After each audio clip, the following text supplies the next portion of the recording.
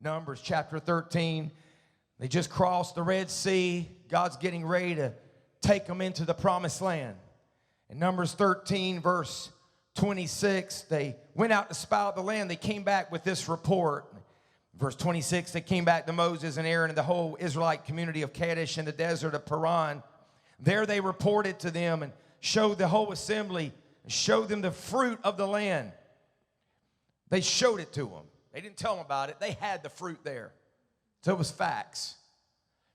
They gave Moses this account. We went into the land to which you sent us, and it does flow with milk and honey. Here is its fruit. Again, here it is. We have the fruit right here. But the people who live there are powerful, and the cities are fortified and very large. We saw descendants of Anak there. The Amalekites live in the edge of the Hittites, Jebusites, and Amorites live in the hill country, and the Canaanites live near the sea along the Jordan. So they're complaining. They're just, you know, they see the promise. They see the fruit right there. But all they can talk about is the obstacle, the giants. Then Caleb silenced the people before Moses. He said, shut up in the name of Jesus. That's not what he said. We should go and take possession of the, I want to emphasize, we should go up and take possession of the land, for we can certainly do it. I love that faith. But the men who had gone up there with them said, we can't attack those people. They are stronger than we are. And they spread among the Israelites a bad report, because negative people love to talk and justify their negativity about the land they had explored. They said, the land we explored devours those living in it, and all the people we saw there of great size. We saw the Nephilim there. You know, the descendants of Anak come from the Nephilim. And I can see another conversation. Yeah, you know, that's bad. You know how negative people do. Don't look at your spouse right now. We seem like grasshoppers in our own eyes, and we looked the same to them. God, I pray for your grace and your power and your boldness, your courage and your compassion to preach your word, and that you give us ears and hearts and minds to attend and stay attentive and lean in and understand and learn, so we can grow and be everything you've called us to be. In Jesus' name, amen. You may be seated. Today we're continuing. You know, we're in a series we started a few weeks ago. If you enjoyed the series, Living My Blessed Life, you can go back and get recordings at freelifechurch.org. But today I want to continue the series with the thought, some won't go. Some won't go. Some will. Many will. But some won't go.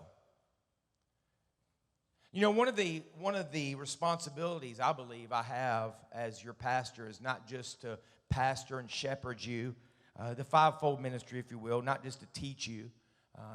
The apostle, prophets, teachers, pastors, and evangelists. One of the flows and the responsibilities I have is to flow in the prophetic. Now, I don't claim to be a prophet like the office of the prophet. I don't know what's going to happen on January 2nd next year, okay? But there's a difference between the office of the prophet and ministry of prophecy and being able to prophesy, which just simply means declaring the word of the Lord. And one of the definitions for the word prophet is seer. The ability to see in the future, be able to see where we're going. In fact, any leader, to a certain extent, if God has gifted you for leadership, there's a reason why you're out front.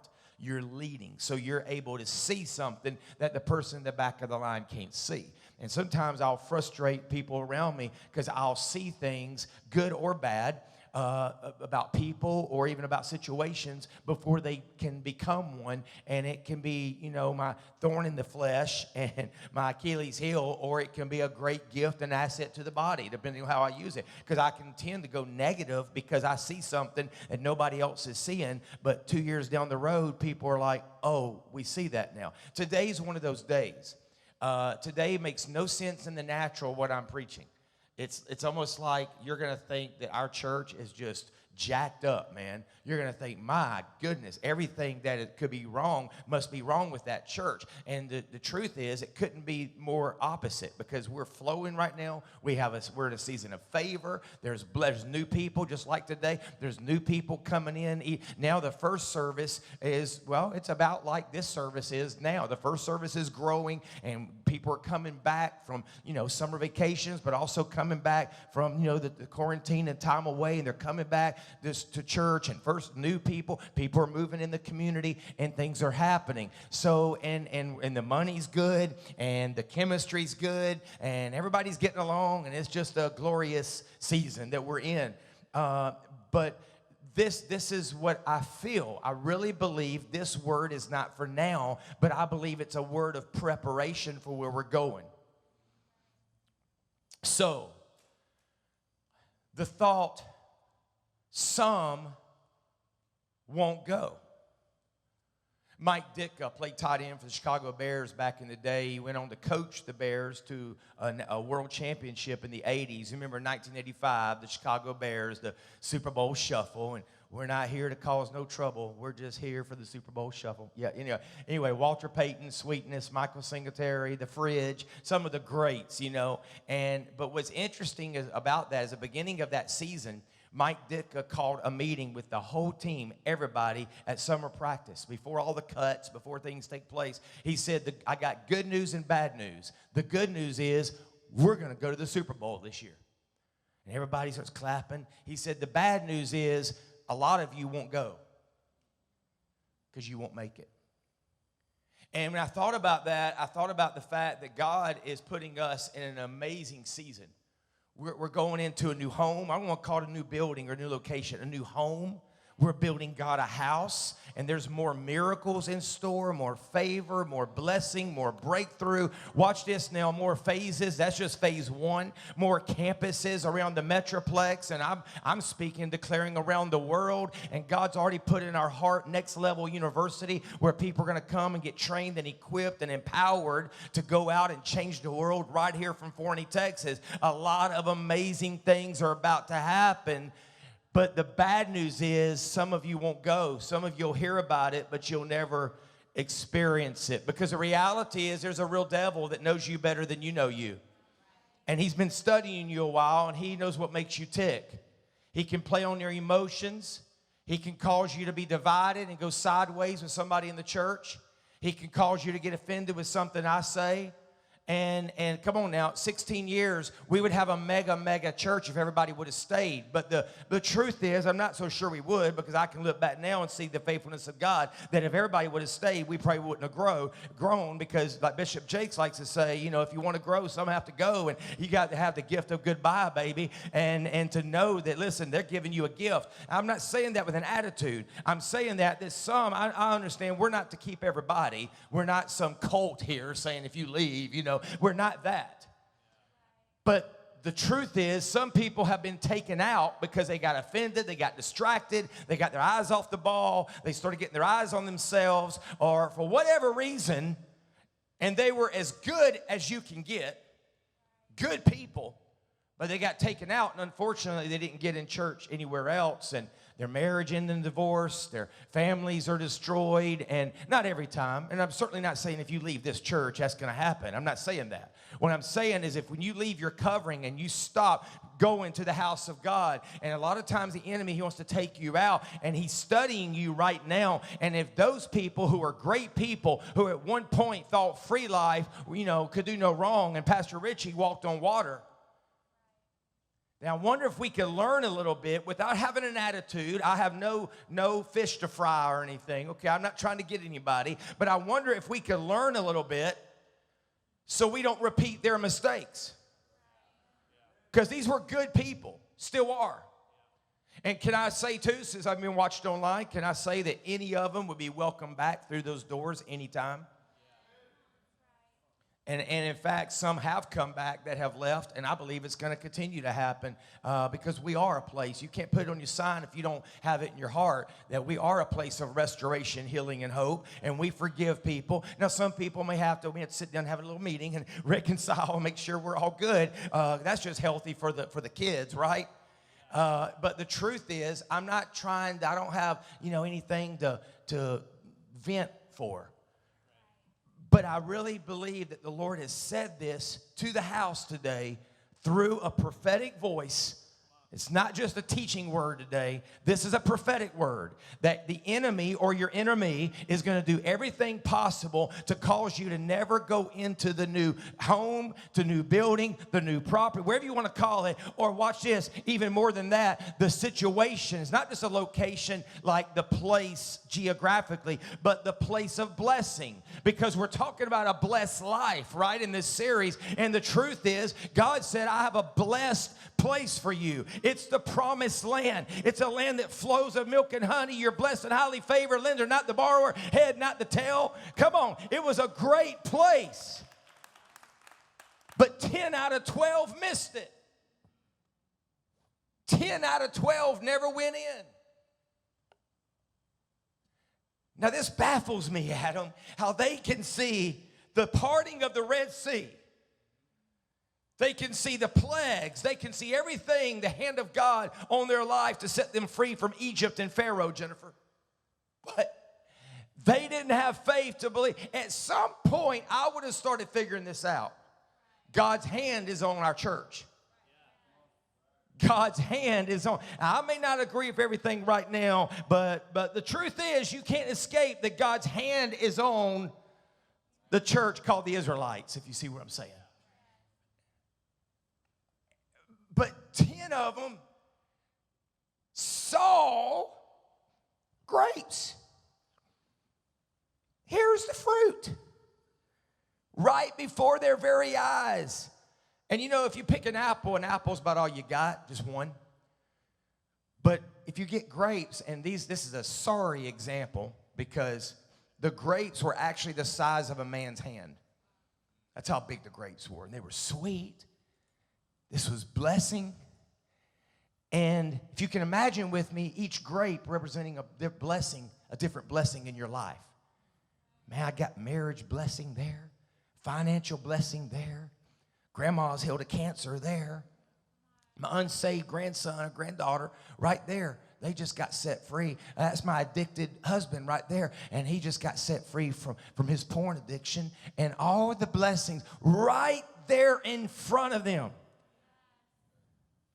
They saw the promise, but watch this now. They felt the giants.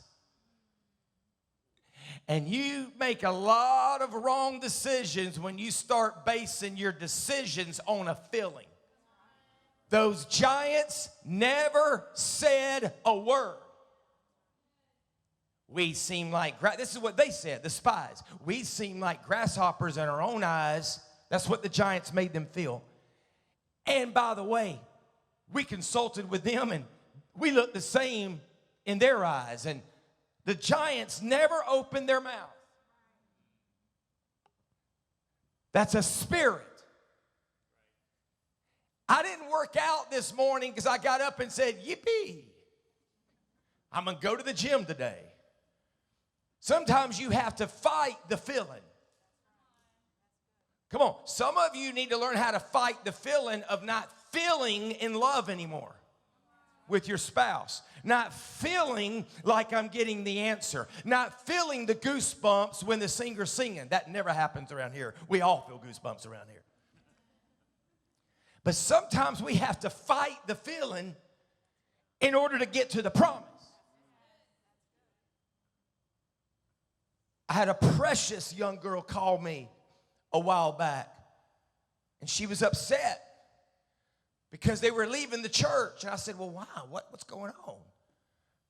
Pastor Richie, I don't want to leave, but my husband's insisting that we're leaving and going somewhere else. I said, well, what's his deal? He said he doesn't know. We just don't belong there is what he said. A feeling. You know it's a spirit. You know it's something when it's attacking your feeling. You can't put your hand on it.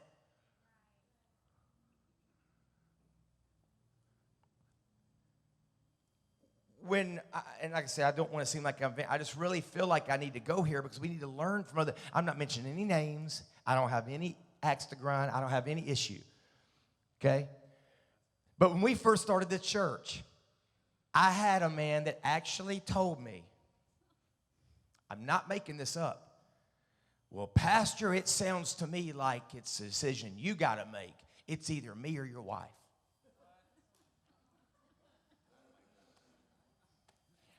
I said, that's easy.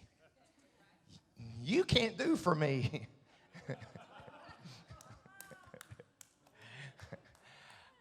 I mean, I'm just telling you, everything ain't, they're leaving because the preacher did something wrong, you know. And no, sometimes they mad at you, and I covered for you.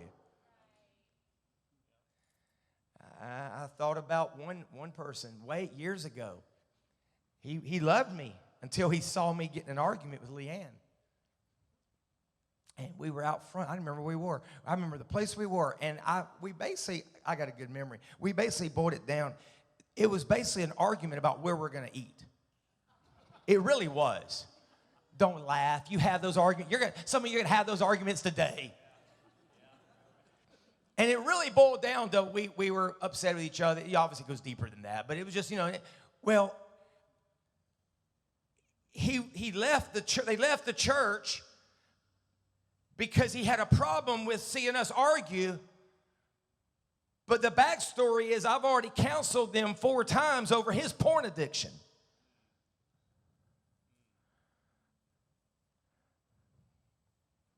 I guess I'm just opening up a little bit today and saying many are going to go. Some won't.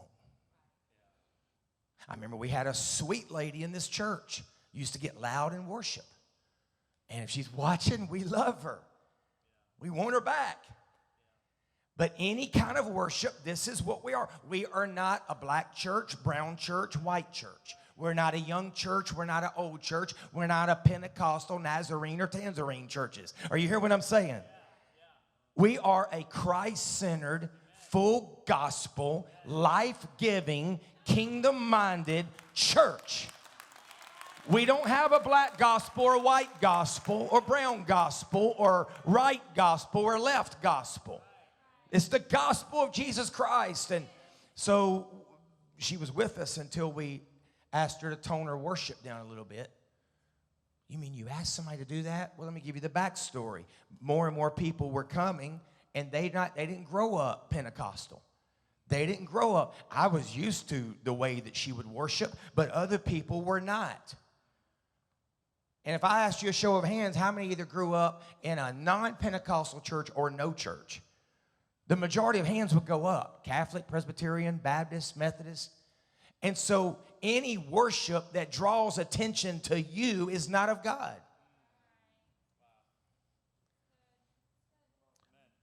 And you find out where somebody is when you correct them. When you correct somebody, oh, all of you love me right now, but you come on staff with me, let me correct you. Can I just invite you into a staff meeting for a second? It gets brutal at times. And you find out where somebody's at. You find out, oh, they're not a sheep. When you correct them.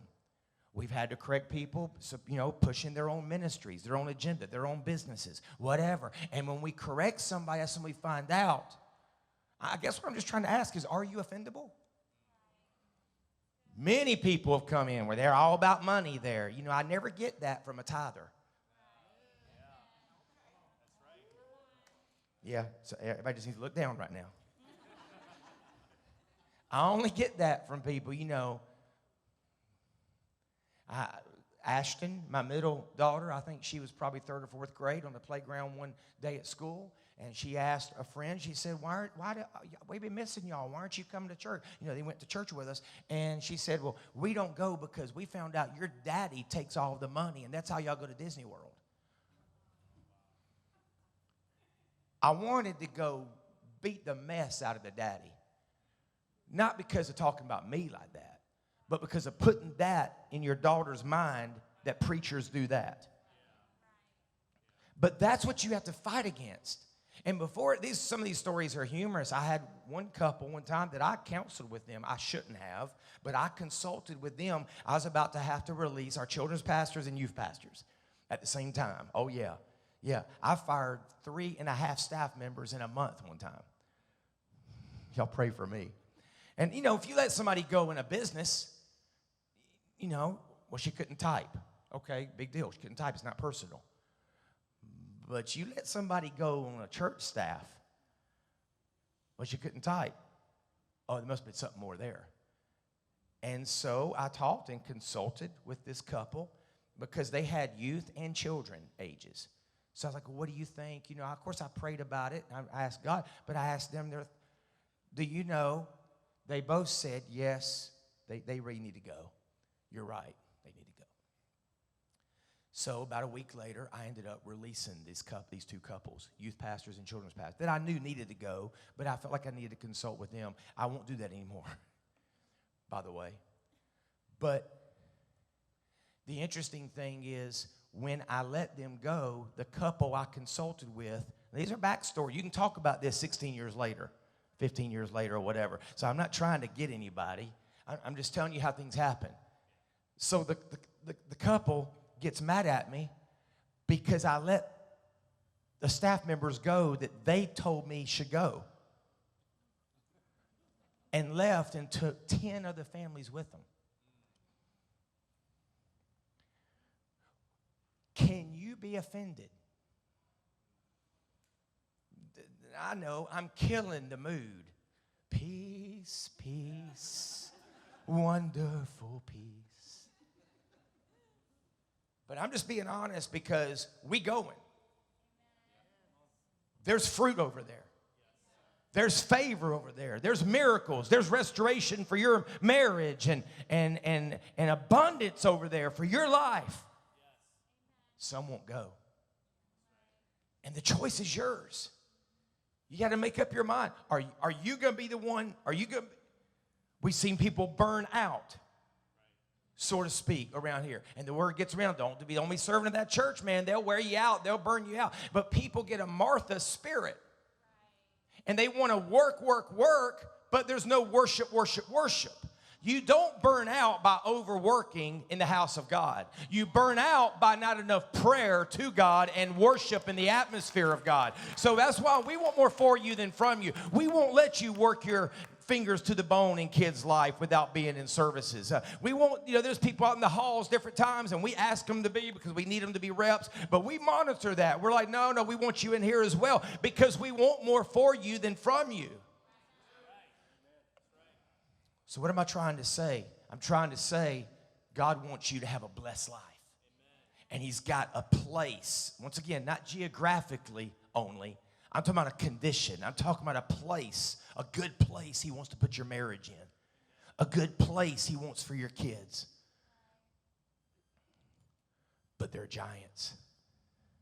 Some won't go, but some will. I pulled up Thursday morning at our property thinking I was going to have my prayer time, Tyler. I was hearing angels. I pulled up at the building site, and I'm just going to tell you I was not in the spirit. I pulled up, and they started wrapping the building. And I'm being very transparent. I'm probably, no pastor in America would do it. By the way, the sermon I'm preaching today would preach at any church in North America right now. Because we as a culture don't get commitment. We're committed to somebody based on their last post. That's about as deep as our commitment goes. We like the post. We like what they said. We agree with them. They agree with us. We're committed. But what about when something happens that you don't? So I'll pull up at the property. They started wrapping the building, and I see this. That's the first-class building that you've been giving all of your hard-earned money to. I was mad.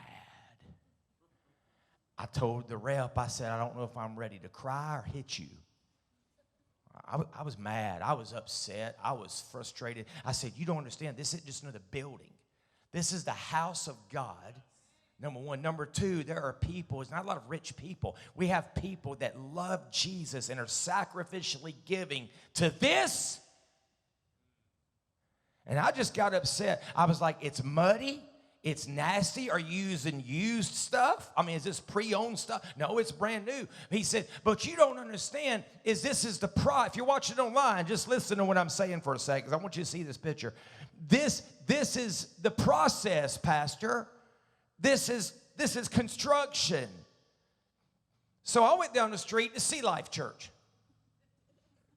They're in construction. So I took a picture of that church under construction. And I sent it to them. I said, here's this. And I'm not competing. I'm just saying, we're the house of God too. And I said, so, and he said, this is what he told me. He said, just trust us. This is the process. We'll get it cleaned up. We'll wash it down. And it looks beautiful now, by the way. It looks so nice. And thank God for that, because I wanted to sleep. And I was so upset. I really was. But so he said, we'll get it cleaned up. But come back to us when it's all finished. And then if you have any problems, we'll replace panels. We'll do whatever we got to do to earn your business for phase 2. I said, okay, but you are going to wash it up this weekend. Yes, we're going to wash it up. So they did. But I got to thinking, isn't that what we do a lot of times?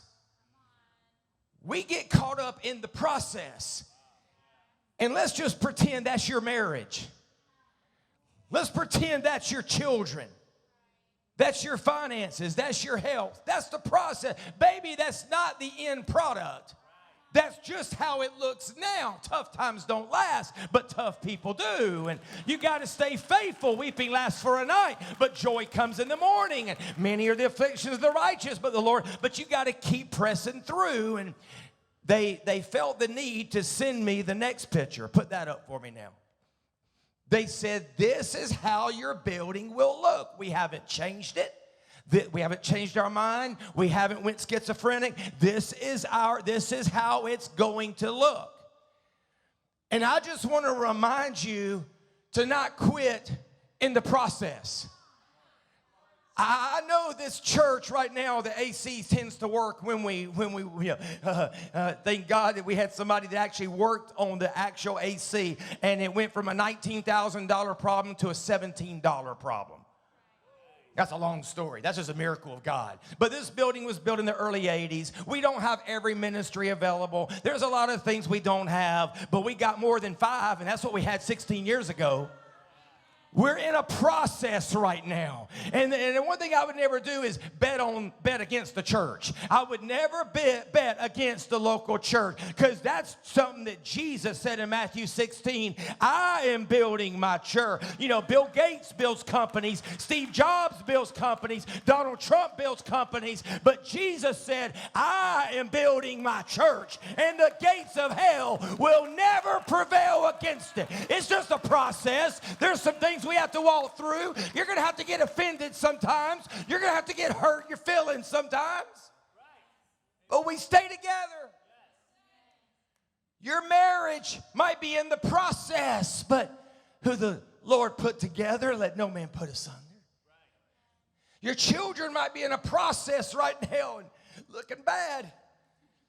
But the final product is train up a child in the way they should go. When they're old, they won't depart from it. You're in a process with your health, and it doesn't look good, but with long life, I'll satisfy thee and show thee my salvation. I'll live and not die and declare the works of the Lord. You're in a process.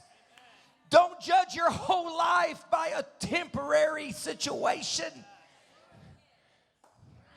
So last year, we shut the church down, and people honestly left me because I wasn't a man of faith. Then we opened the church too early in some people's opinions, and we lost people because we weren't responsible and we didn't make people wear masks.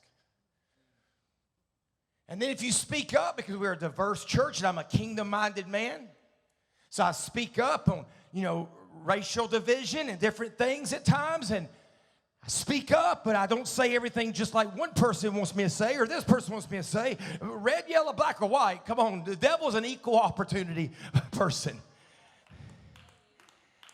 And we wonder why preachers are in the pulpit that don't speak up. just a process.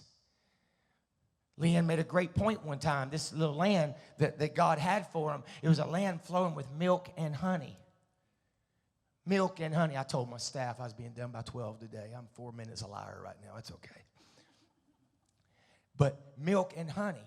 That means somebody's got to go out, watch this now, and milk the goats or cows. And somebody's going to have to endure some bee stings to get to the honey. Meaning, yeah, there's grapes, but there's giants. Yeah, there's favor, but there's a fight. Yeah, there's milk, but there's still have some work that needs to be done. And yeah, there's some honey, but you're going to have to get your feelings hurt every now and then and go through some bee stings and disagree and get disappointed. I had one, honestly, I'm not mad. I'm just saying, I've had people leave because I didn't call them back. I promise you that stuff happens. And you've got to figure out two things. One, what is it? What's your weak spot? Because that's what your devil, your enemy, is contemplating right now. I know we all great right now. Man, we just gave $10,000 away to teachers and single moms last week. We got a building going up twice the size of this. We're reaching people locally and globally, social media and live streaming. And man, revival right now. But what if you're not feeling those goosebumps? The first question is, what can take me out? And normally I don't preach this way. Normally I'm all about more for you, and this is for you. But I'm more talking about your life and your. Right now, I'm talking about the local church. What is it that the devil can use? Because Jesus wouldn't have said the gates of hell won't prevail if hell wasn't going to try. And there's nothing new under the sun. So he's going to try to come. If he's tried others, if he worked with getting others to be offended, disagree, disappointment, all about money, whatever it might be, overworked, underused. I didn't let one person preach enough, so they left. So what's he going to use with you? And number two is, how important is it that your family and your children grow up in a church like this? Because I'm going to tell you ain't going to get too many complaints out of your kiddos. Our teenagers are getting reached here. Kids are getting reached here. People's lives are getting touched here. But so many times we make it all about us. Many will go. Will you? I didn't refer to these plans yet, but God said, I know the plans I have for you. Plans to prosper you, not to harm you, but to give you hope and a future. And what's the first? God's the master architect, Ephesians says. And what's the first thing that what's the first thing Randy did? He called the architect and he said, can you send him the final drawings and renderings again? He needs to remember what it's going to look like when it's all done. And I just stopped by to remind somebody, I know you're going through some stuff in your home. I know you're going through some stuff in your marriage, your children, your finances, your health, whatever it might be. May it work, maybe some emotions, a spirit of fear on you, and because of everything going on outside these walls and everything. I just stopped by to remind somebody he hadn't changed the plans. His plans are still to bless you, to prosper. Just don't get caught up in the process. Stand on your feet all over this room. I want you to lift your hands in the air. Once again, this is not a Pentecostal or Baptist thing. This is a universal act of surrender to say, God, many are going. Help me to guard my heart and guard my mind and guard my emotions so I don't get taken out by the same spirit, the same giants that took others out. Lord, you're growing your church. I want to be part of it. We're changing the world, God. Don't let me become self-centered, but let me understand that when I change somebody else's world, God, you change my world. And even those watching online right now, God told me to come in here and say, don't get stuck in the process. Just trust the process, and your master architect, our Heavenly Father, our Creator, has got the plans, and they haven't changed just because your present condition. Begin to worship Him. Come on, all over this room.